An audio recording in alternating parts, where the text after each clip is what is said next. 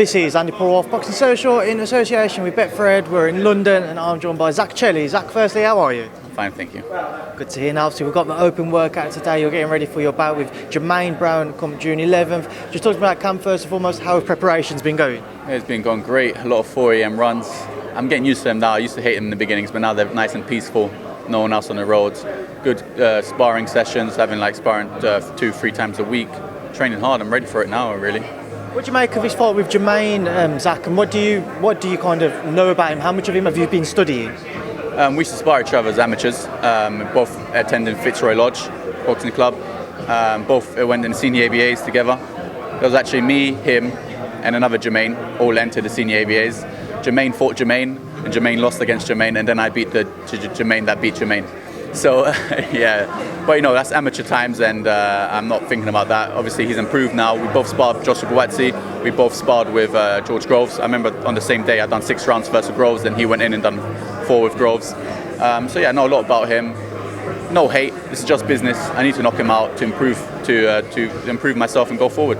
You know, this is an eliminator for the British title, Zak. You've had your eye on that belt for quite a while, but I remember you saying to me before you didn't really see the benefits of fighting in eliminators because you felt you was deserving of an opportunity anyway. Why take it up as an eliminator now?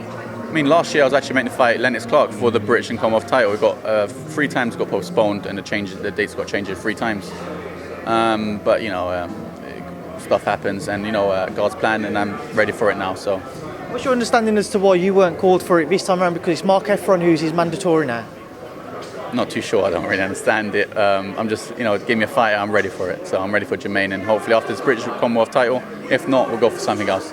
So what type of fight should everybody expect to see between the pair of you? I think people are going to think I'm going to go rushing in and go crazy. We'll see. Could do both. Box it. I mean, look, when I fight good opponent, when I can fight good fighters like Sadiq, Jack Cullen, I box well. When I fight someone like you expect me to knock out, I knock him out. So we'll see how it goes. Beyond this fight, when you look at the domestic scene, is there anybody who you still have your eye on who you would like to kind of share the ring with next? Domestically, I think I've proven myself. I fought Jack Cullen, he's a top domestic fighter. Now this one, Germaine Brown, apparently he's a top domestic fighter. After this fight, maybe I'd like to fight some Europeans. I'm planning on traveling to the US as well, trying to spar with them and see how it is out there. So I'm going to try and prove myself from now on.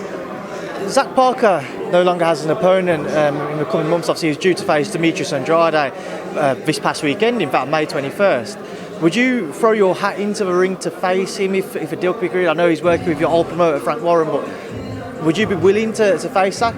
Of course I would, but you know how it is. Boxing with politics, I've got to prove myself first in the WO rankings or something like that.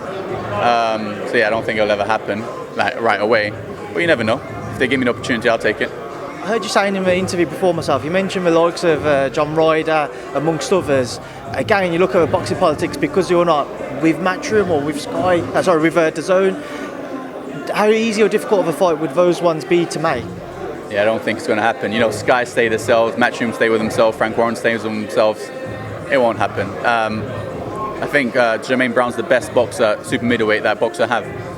So once I beat him, yeah, no one else. They might have to take me abroad and or bring people from abroad to fight me. Do you have any interest in that Jack Cullen rematch still, just to kind of end that controversial previous fight? I mean, I believe I beat him. If he wants it, if the money's right, we'll do it. Why not? A nice title is on the line, but of course I'm looking for bigger and better things. So you mentioned Joshua Buatsi as well. He just beat Craig Richards this past weekend. What did you make of his performance and his winning match? Oh, great fight. They both were giving it toe-to-toe, but of course, Buatsi pulled it through and won most of the rounds. So I'm really happy with him. I'm really happy for him, and I know he's going to go and do big things, world titles soon. Obviously, in the post-fight press conference, he was asked about what next. Virgil Hunter said he'd probably like to have him one more fight before challenging for world titles. Now, we know Canelo's going to have his trilogy bout with Golovkin in September, leaves Bivol open. Do you think Joshua Buatsi would be ready to face Dimitri Bivol if that fight could be agreed upon? I think so. I mean, I saw Craig Richards did all right with that guy, and Buatsi really beat Craig Richards, so I think Buatsi should go for it. Why not? Take the opportunity, beat him, then go fight Canelo and make 100 million. What do you make of Canelo choosing to have the trilogy bout with Gennady Golovkin instead of rematching Dimitri Bivol? It's the business. It's all about money. He doesn't care. He's a multi-millionaire. He's going to make more money. He just fights anyone. As they said, he could have a sparring session and he'd make millions. So, yeah.